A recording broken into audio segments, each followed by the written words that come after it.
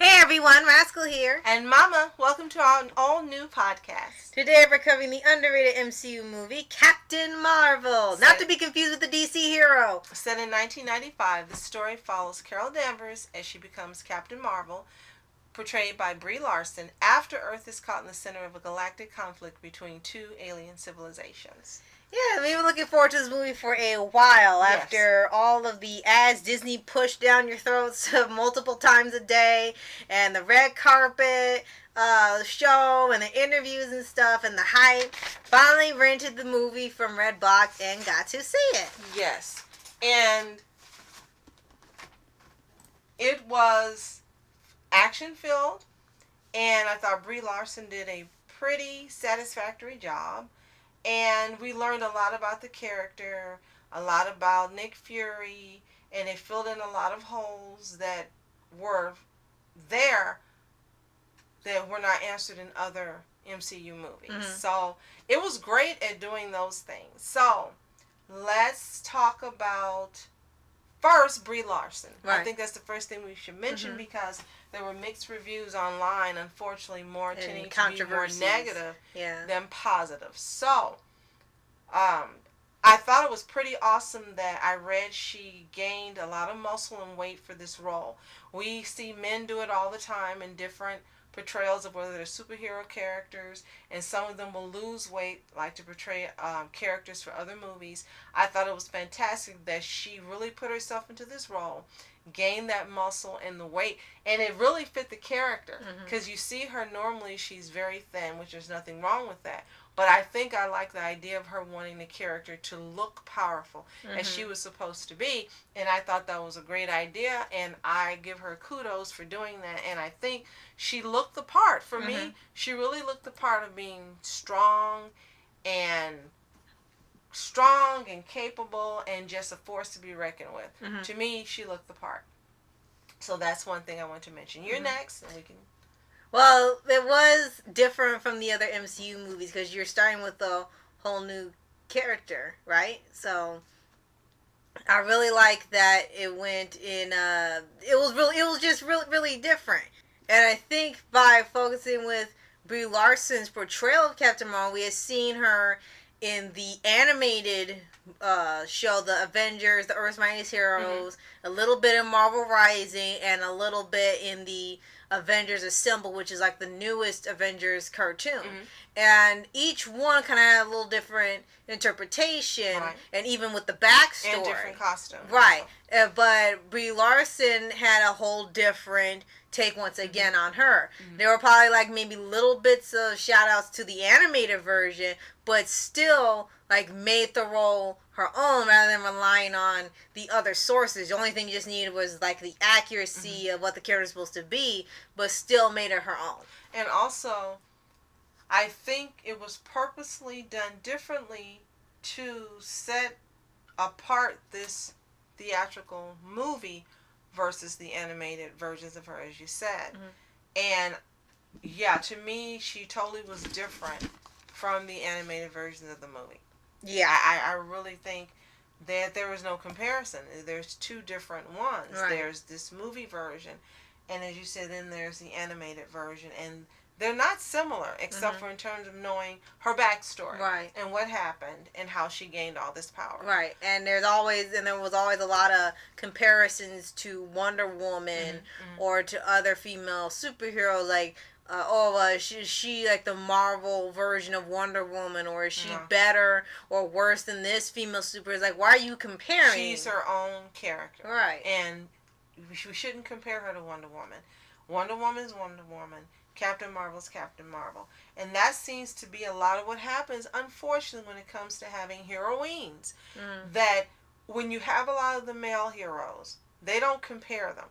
Sometimes there may be who's better, Superman or Batman, but that's an ongoing long-term competition. But you don't have where you're comparing them the way they do the females. And every time there's a powerful female, like we'll say Wonder Woman and Captain Marvel, just for right now, then there starts being who's better looking, who does this better, who's more I guess more convincing yeah. and so forth, when it shouldn't be that way. We should be looking at the merits of Captain Marvel for that character and the merits of Wonder Woman for that character. They're two totally different characters, two different backstories, two different looks, two different purposes. It's just they're not the same characters, so they should be given, not only the characters but the actresses themselves should be given that respect of looking at them as their own individual characters and not just lumping them all into a group because they're two powerful women. Right. And for the movie itself... And the last thing we need to address is the controversy where there was a petition where they wanted to get signatures to have her replaced in a sequel or in another MCU movie. After Endgame, I guess someone else to play her. I don't understand why. Yes, there were parts where I thought maybe there could have been a little more emotion in her face. Mm-hmm. But that's it.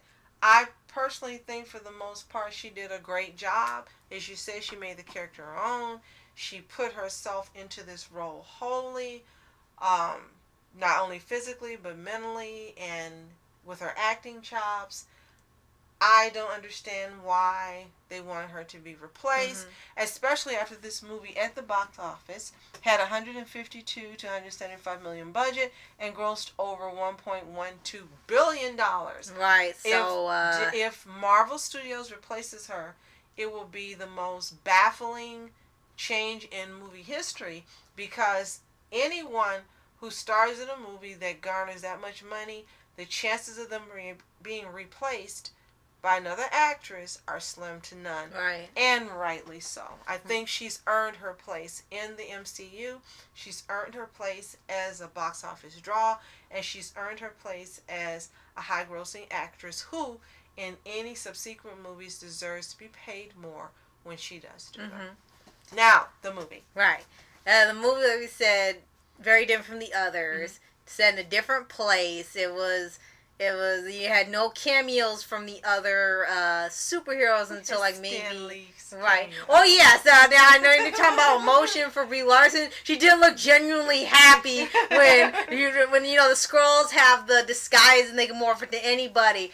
And then you always have to think like, anyone on that bus could be a Skrull, and then they can't see this guy, and then Stanley, she actually looks. He's like, hey, and she actually looks kind of happy to see him, even though like, yeah, you're good, you're not a Skrull.